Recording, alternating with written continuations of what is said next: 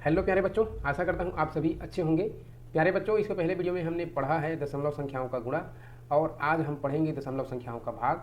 अगर आप दशमलव संख्याओं का गुणा देखना चाहते हैं तो अभी जो वीडियो देख रहे हैं इस वीडियो के डिस्क्रिप्शन बॉक्स में जाकर देख सकते हैं, लिंक मैंने दे दिया है। लिंक को क्लिक करके देख सकते हैं दशमलव संख्याओं का गुणा। आज हम पढ़ेंगे दशमलव संख्याओं का भाग। तो आज का हमारा जो टॉपिक है दशमलव संख्याओं का भाग, यहाँ से हम शुरू करेंगे। तो सबसे पहले हम एक उदाहरण देखेंगे। चलिए हम चलते हैं उदाहरण पे, यहाँ पे, और यहाँ पे मैंने ले लिया है उदाहरण।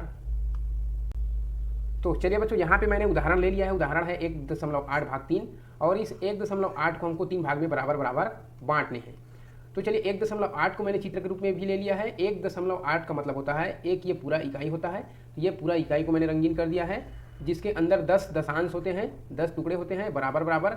एक इकाई को 10 बराबर भागों में जब बांटा जाता है तो हर एक भाग को दशांश कहा जाता है और इस एक दशांश को दशमलव एक भी कहते हैं, जिसे दशमलव एक को इस तरह से लिखा जाता है। दशमलव एक इस एक दशांश के लिए, ठीक है, इस तरह से लिखा जाता है। तो यहाँ पे पूरे 10 दशांश है एक इकाई में और ये पूरे भाग रंगीन है। तो पूरे भाग रंगीन है तो इसको हम बोलेंगे एक इकाई। पूरा भाग जब रंगीन है तब हम इसको क्या बोलेंगे, एक इकाई। तो यहाँ पे मैंने लिख दिया इसको एक पूरा रंगीन भाग है तो पूरा एक इकाई रंगीन है तो एक लिख दिया हमने। अब हम यहाँ पे देखेंगे दूसरी इकाई में। दूसरी इकाई का भी बराबर बराबर 10 हिस्सा किया गया है, लेकिन इसमें से केवल 8 भाग रंगीन है। 8 भाग तो 8 10वां भाग रंगीन है, तो इसको हम लिखेंगे 0.8। ठीक है, यहाँ पे हम इसको पूरा 10 भाग नहीं लिख सकते क्योंकि 2 भाग रंगीन होने के लिए छूटा हुआ है, तो इसको हमने लिख दिया 0.8। अब ये पूरा जो चित्र है यहाँ पे ये दोनों मिलाकर है 1.8। ठीक है, तो ये है 1.8। पूरा चित्र हमने समझ लिया, ये 1.8 है। अब इसको हमको क्या करना है, 3 बराबर भाग में बांटना है, जैसा कि प्रश्न में दिया हुआ है। यहाँ पे भाग 3 करिए, 3 भाग में बांटिए, 3 बराबर हिस्से में। तो यहाँ पे मैंने 3 बराबर भाग में बांटने के लिए 3 डिब्बे यहाँ पे रखे हैं, खाली बॉक्स रखा है। इन तीनों बॉक्स में हम बराबर बराबर इसको बांटेंगे। ठीक है, तो यहाँ पे चलिए हम इसको बराबर बराबर बांटना शुरू करते हैं। किसको किस हिस्से में कितना मिलेगा वो हम देखेंगे। तो हम पहले बॉक्स में चलिए, तो यहाँ पे हम पहले बॉक्स में रखते हुए जाते हैं 1, 10वां हिस्सा रखा, या हम कहेंगे इसको 1 अब दूसरे को भी 1 देंगे, बराबर बराबर बांटते चलेंगे भाई, है ना। तीसरे को भी 1 दशमलव देंगे, 1 10वां हिस्सा कहिए या 1 दशमलव कहिए, एक ही बात है। अब और है हमारे पास, तो इस तरह से हम बांटते हुए चलेंगे। फिर दूसरे वाले डिब्बे में रखेंगे, फिर तीसरे वाले डिब्बे में रखेंगे, है ना।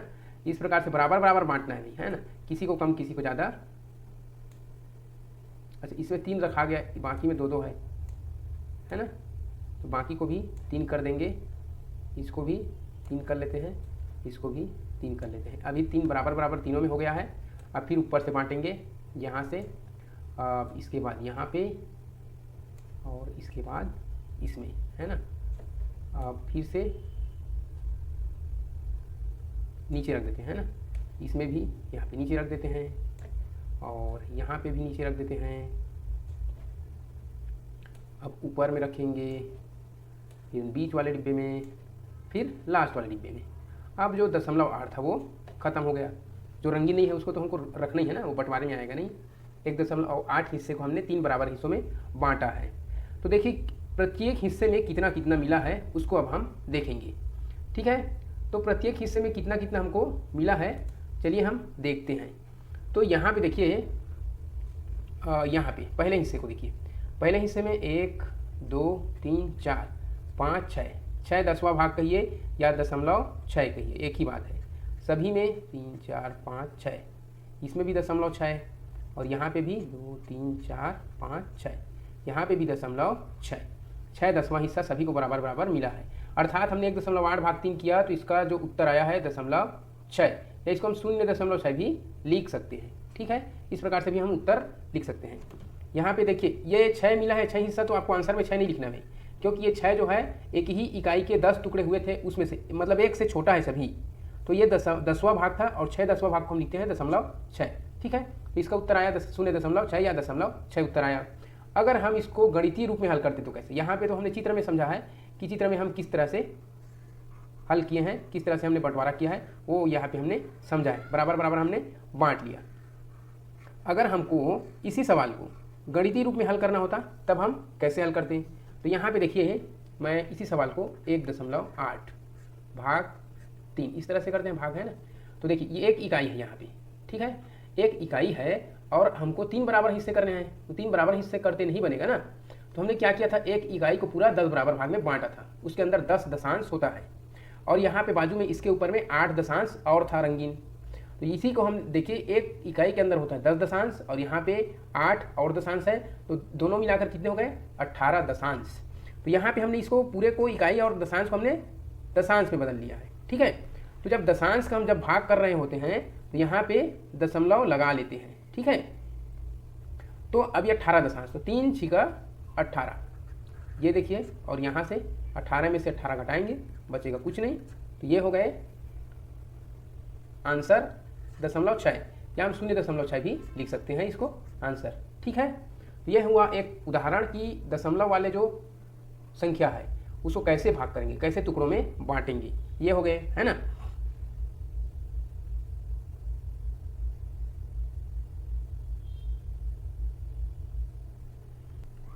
अब चलिए देखते हैं आगे, कुछ सवाल देख लेते हैं, ठीक है। जो प्रश्न आपके पाठ्य पुस्तक में दिया हुआ है उन सवालों को देखते हुए चलते हैं। यहाँ पे देखिए एक सवाल है संख्याओं में भाग के लिए, एग्जाम्पल दिया हुआ है, यदि 8 गैस सिलेंडर का भार 116.8 किलोग्राम हो तो एक गैस सिलेंडर का भार कितना होगा। यहाँ पे 8 गैस सिलेंडर का वजन को बता दिया गया है कि 116.8 किलोग्राम है और आपको एक का बताना है।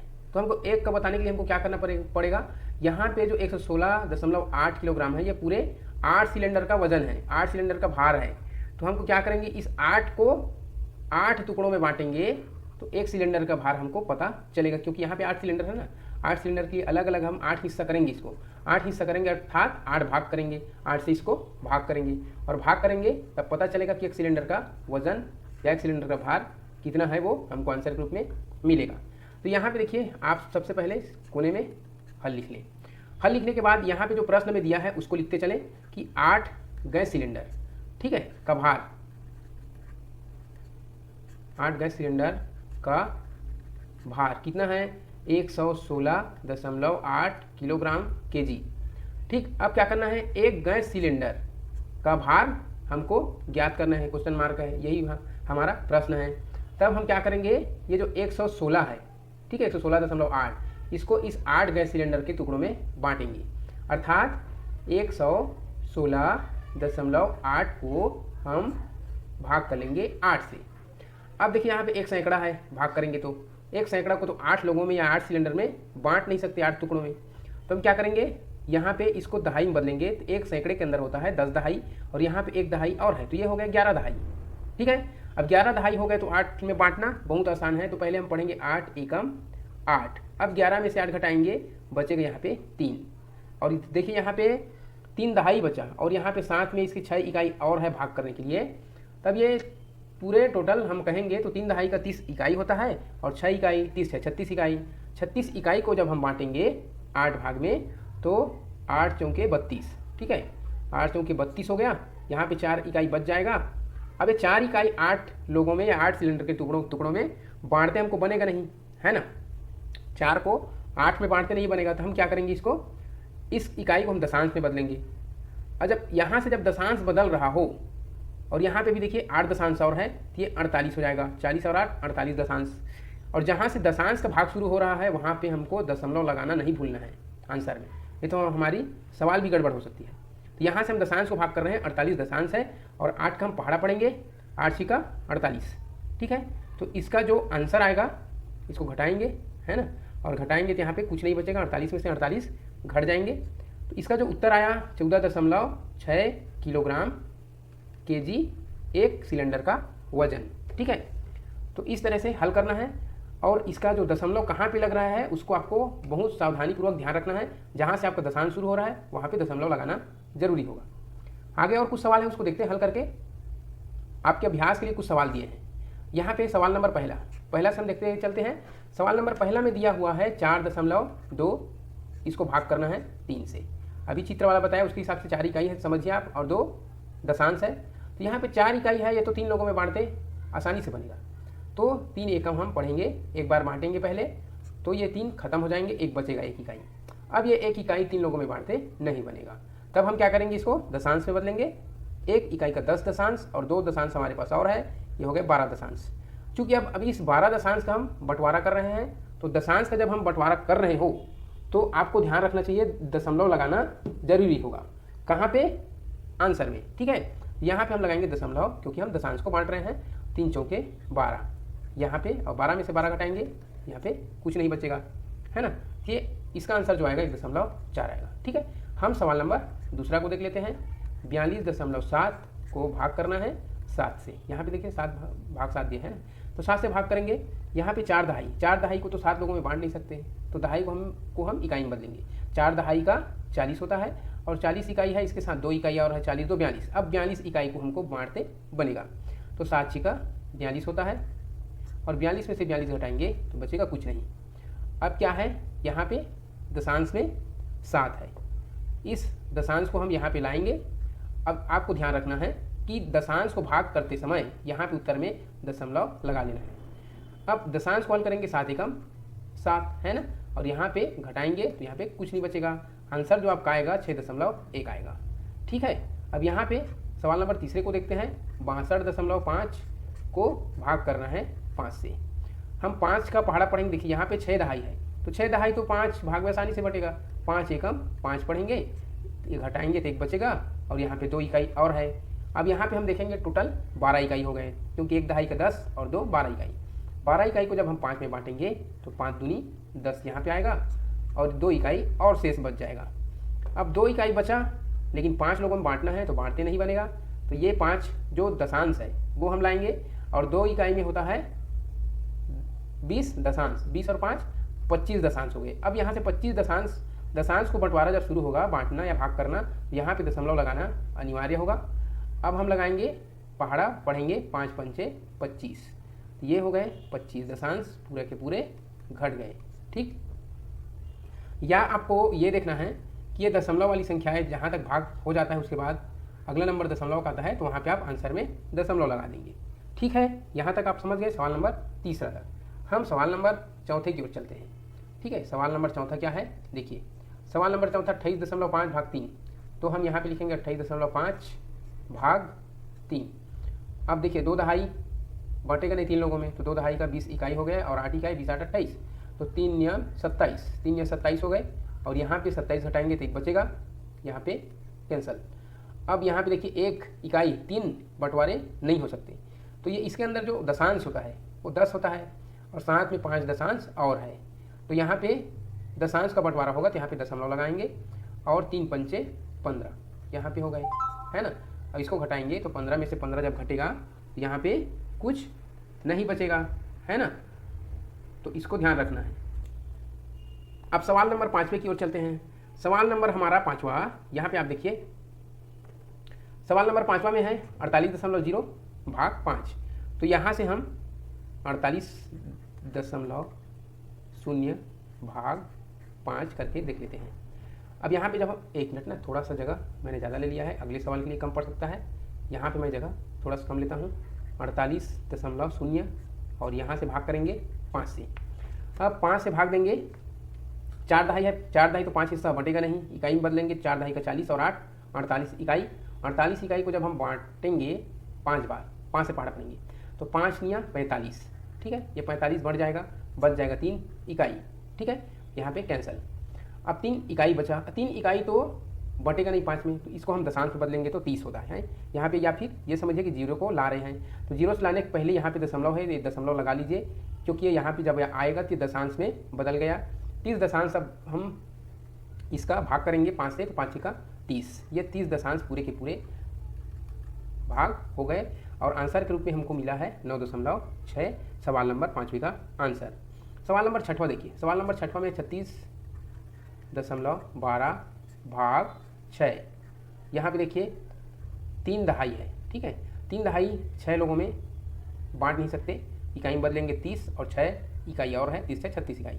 36 इकाई को हम 6 से भाग करेंगे तो 6 6 का 36, और 36 में से 36 घटाएंगे, यहाँ पे कुछ नहीं बचेगा, और 1 दशांश को हम नीचे लाएंगे। 1 दशांश जब हम भाग करेंगे तो 6 भाग में बटेगा नहीं, तो हम क्या करेंगे, देखिए यहाँ पे दशांश आ गया है ना, तो दशांश आ गया है तो यहाँ पे हमको दशमलव लगाना नहीं भूलना है। अब ये एक दशांश भाग होगा नहीं तो 6 का हम 0 बार पहाड़ा पढ़ देंगे, 6 शून्य शून्य करके और घटाएंगे तो 1 बचेगा और यहाँ पे शतांश 2 है, इसको उतार लाएंगे, ये हो गए 12 शतांश। 12 शतांश को जब हम भाग करेंगे तो 6 दूनी 12 होगा। ठीक है, इस प्रकार से अब 12 में से 12 घटाएंगे तो यहाँ पे कुछ नहीं बचेगा। सवाल नंबर 6 का आंसर 6.02 इसका आंसर मिलेगा। ठीक है, अब हम सवाल नंबर 7 में चलते हैं। सवाल नंबर 7 में है 81.18 भाग 9। अब हम 9 का देखिए 8 जो दहाई है वो बटेगा नहीं 9 में, तो हम क्या करेंगे, इकाई में बदलेंगे तो 8 दहाई का 80, एक इकाई 81। अब 81 इकाई 9 में बांटना है, 9 भाग करना है, तो 9 का 9 बार पहाड़ा पढ़े आप, 9 निया 81 और इसको घटाएं, 81 में 81 घटेगा, बचेगा कुछ नहीं।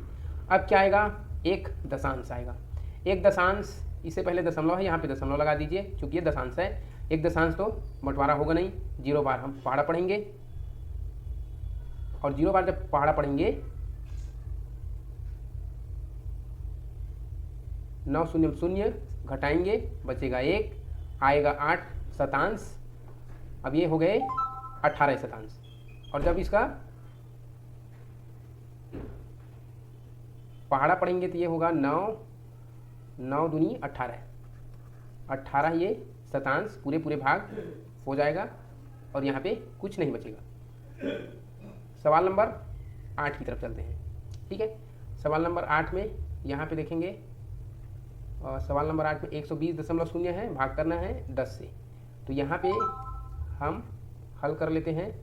120.0 है और यहाँ पे भाग करेंगे 10 से।